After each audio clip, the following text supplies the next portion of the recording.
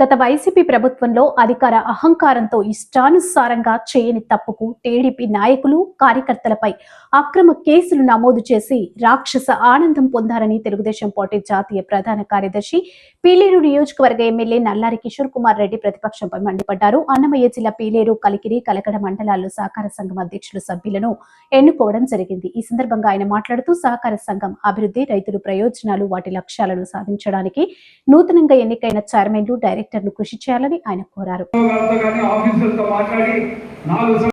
ప్రభుత్వం సప్లై చేసి 30,000 మంది తల్లులకు కొడుకులు చనిపోయినారు, భార్యకు మొగుడు చనిపోయినాడు, తల్లి చెల్లికి తమ్ముడు అమ్మ చనిపోయినారు.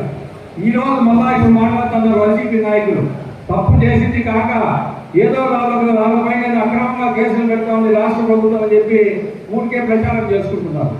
30,000 మంది చనిపోయినారు 5 సంవత్సరాల్లో. రాష్ట్రం అంతా కూడా కల్తీ మద్యం తాగి ఆ డబ్బులే మన ఓట్ల కోసం అని చెప్పి ఎలక్షన్లో ఖర్చు పెట్టింది. మన నియోజకవర్గంలో కూడా 95 కోట్లు ఖర్చు పెట్టారు లిక్కర్ డబ్బు.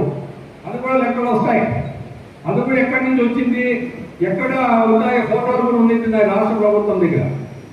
తిరుపతిలో ఎక్కడ పెట్టారు, మదనపల్లి ఎక్కడ పెట్టారు, పీలేరులో ఎక్కడ పెట్టారు, చిన్నగొట్టిగల్లో యూరింట్లో పెట్టారు, అది కూడా గవర్నమెంట్ దగ్గర లెక్కలు ఉన్నాయి. సో ఒకటొకటి అన్నీ వస్తాయి. ఆ రోజు మన పైన కేసులు పెట్టి 145 మంది పైన కేసులు పెట్టి అందరినీ ఇబ్బంది పెట్టింది. అప్పుడు ఎంతో ఇబ్బంది పెట్టింది మమ్మల్ని అందరినీ.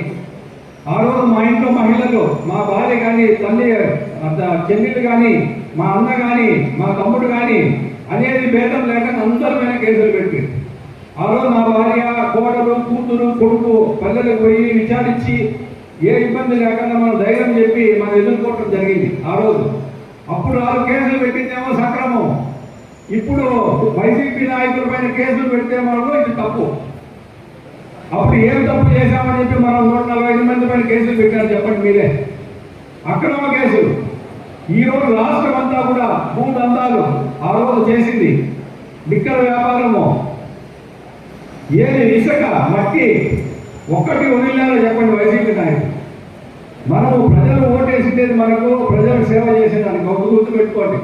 3 రోజులు భూమి కొట్టేద్దామా, ఇసుక దోలేద్దామా, మట్టి దోలేద్దామా, ఎంఆర్ ఆఫీసులో భూములు వేరే వాళ్ళ పేరుతో మనం రికార్డు వేయాలా, మార్చుకుందామా అనే ధోరణి మన నాయకులు ఉండకూడదు. ఎప్పుడు మనకు వాళ్ళకి తేడా ఉండదు. ఎందుకు మనకి 8,000 ఓట్లు పీలేరు మండలం మెజార్టీ వచ్చింది? వాళ్ళు చేసిన అరాజకాలు, దౌర్జన్యాలు, భూ ఆక్రమణ, ఇసుక, మట్టి ఒక్కటి కాదు పీలేరులో చేసింది. ఇప్పుడు ఆయిల్ సీడ్స్ ఫ్యాక్టరీ ఉంది. ఎవరో అదో రైతులు గవర్నమెంట్ కోసం ఇస్తే ఒక ప్లాట్ 10 లక్షలు కప్పుకున్నారు. ఎవరెవరో బయట మండలం వాళ్ళంతా ఇల్లు కట్టుకున్నారు. ఒక పద్ధతి లేదు. ఒక ప్లాట్ 50,000 లక్షల రూపాయలకు అమ్ముకున్నారు వైసీపీ ప్రభుత్వంలో ఉండేటప్పుడు. వాళ్ళు చెప్పేది 12,000 ఇంటి జాగాలు ఇచ్చినామని చెప్పినారు అప్పుడు పీలేరులో. మీకు గుర్తుంటుంది అందరికీ. 12,000 ఇంటి జాగాలు ఇచ్చినారు వాళ్ళకు. ప్రతి జాగా అమ్ముకున్నారు 50,000 లక్ష రూపాయలకు. అందుకే ప్రజలు ఇవన్నీ గ్రహించి మనకు ఓటేసలేదు. మనం తప్పు చేయకూడదు.